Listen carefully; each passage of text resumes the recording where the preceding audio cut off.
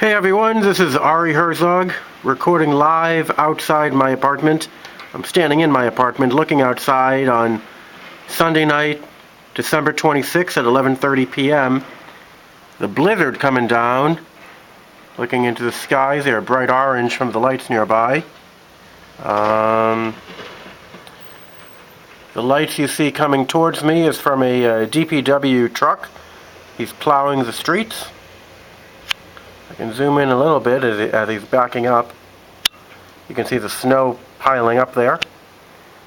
If I had to guess, we probably have, I don't know, maybe like 3 inches of snow, if that. 4 inches of snow, looking down the street.